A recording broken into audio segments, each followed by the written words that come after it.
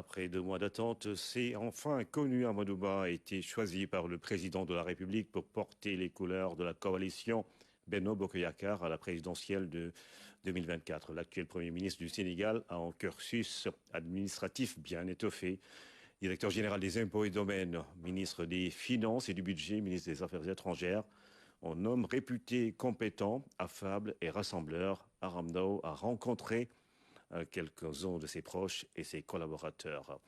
Voici son reportage. Raconté par ses proches, Amadou Ba apparaît sous un portrait robot étonnamment identique. ñaari tal la juddoo mooy Grand Dakar bi ñuy wax foofu la juddoo en 79 lañ ñëw Parcelles rue des Pis la jànge ñaari tali man mi fa laa jànge Amadou nit ku baax la Amadou nit ku yaru la dafa yaru ni ngeen ko gisee yéen noonu rek la mel amul tricherie. Amadou Ba loolu la liggéeykat la nit ku yaru la nit ku dal la nitu jàmm la bu ma la nee Amadou Ba nitu jàmm la daal wax naa la nit ki c'est un homme de paix. Falilou Ndiaye et de ses amis qui l'ont fréquenté depuis l'université, partageant le même couloir avec des chambres contiguës dans les années 80. bi ñuy jàng ñun gouverneur lañ ko daan wooye xam loolu c'est pas fréquent suñu benn xarit moo ko doon tooñ bu ñëwee parce que prestance am bu mu doon ñëwee rek dana wax ne gars yi gouverneur ñëw na damay wax nii di tooñ ma naan Amadou Ba décret bi dafa ñëw confirmer li mu doon kilifa gi mu doon décret bi dafa ñëw confirmer ko mais kilifa la mos nekk ñun loolu moo xewoon sol jean sol t-shirt sol parka wala ay chaussures de basket mais Amadou Ba très tôt veste la daan sol chaussures de ville te saagam attaché casa. Et Amadou Ba ne se raconte jamais sans l'ombre de ses parents bien connus aux Parcelles Assainies unité 6.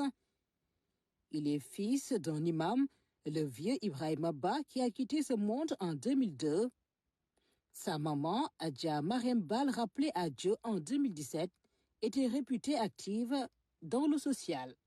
jàkka ji bàyyi ma ko fundaat jumaa ji yaay bàyyi ma ko fundaat mbooloo bi fi nga xam ne fii chaque samedi ñu dajaloo fii di toroolu di ñaan jàmm ci aduna bi moom moo ko sos muy papam àndoog ak yaayam nag 28 ans yi ma fi def yëpp amul benn ajjuma joo xam ne du fii la ñu añee bàyyam la mu tëraloon si kër ba léegi dafa ne sama bàyyi génn na àddina yaayam ne jël naa flambeau bi yaay bu ma génnee àddina ba léegi dafa ne li sama bàyyi tëraloon sama yaay tëral ko si laay continuer li ngeen daan def leen ko ñun ajjuma nekk fii la ñu añee ñii dimanche yu nekk fii la ñuy reere. gis nga loo doonul tëral li kii wax doo doon sëriñam daf ko doon ci ndeyam doon ko ci bàyyam jàkk jii ñu naan dem leen julli ca moo doon ilimaan bi jumaa jii ñuy fondement Amadou Ba di ko liggéey tey keroog ba ñu dee ànd ak yaayam ak lu ma juróomi nit ci koñ bi suñu xëyee topp jeeg ji bu weer dee ku ne natt 200 francs ñu di ko dajale pour teg peeru jumaa ji ñoo ko daan ànd boot suñuy doom. L'aîné de la famille Ba entretenait avec ses parents des rapports qui émeuvent ses proches et témoins d'hier. danaan demal yaayam marché il allait au marché pour sa mère. lu am la da ko doon demal marché ba bu mu commencé dëgër xàmmee dëgg sama yaay ka daan jox siwo bu am kubéer dëppal ko pour nit ñi bañ a xam lan lañ ko yónni amul lu mu liggéeyalul yaayam. bu daan tukki bu daan jaar Parcelles di yaayam pour mu ñaanal ko bu toogee maire Bal di waxtaan ak moom.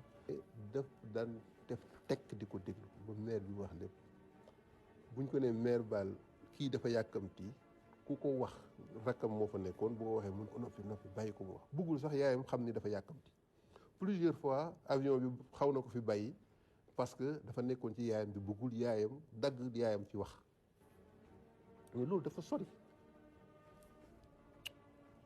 Eux ont côtoyé le ministre de l'économie et des finances qu'il a été, le ministre des Affaires étrangères, le chef du gouvernement. Une personne très loyale. Moi, j'ai connu, non, je ne veux pas dire que j'ai connu la loyauté à travers lui, mais en tout cas, j'ai découvert la loyauté à ce niveau-là. Pour moi, ça n'existait pas. Hein. C'est un homme aussi qui est ouvert, qui est disponible. mais qui a un esprit vif et très alerte, et qui, de par la présence, s'impose, mais une présence qui n'est pas envahissante. Tout au contraire, c'est une présence qui rassure et qui met ses collaborateurs en confiance. Ministre de l'économie et des finances, Amadou Ba a été un artisan du plan Sénégal émergent, référentiel unique des politiques publiques. Il a conduit les groupes consultatifs de 2014 et de 2018 qui ont fait date.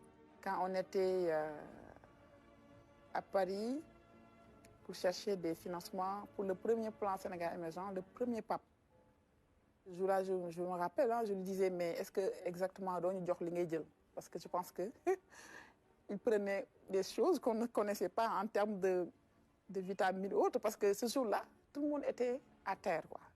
Trop fatigué, jusqu'à 4 h du matin.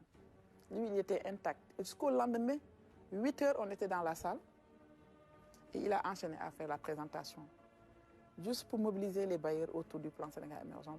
Ses collaborateurs et amis insistent aussi sur un réformateur, un homme loyal et sans rancune.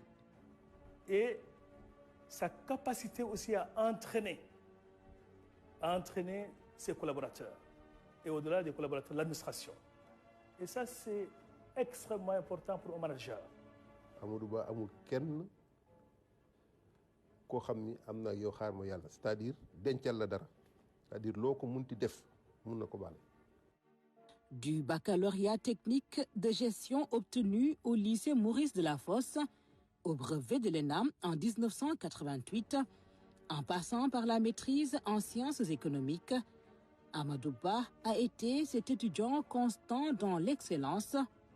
Inspecteur des impôts et des domaines, il a gravi les échelons de la DGID jusqu'au sommet. Aujourd'hui, au sommet du gouvernement, il lui reste encore d'autres sommets à atteindre.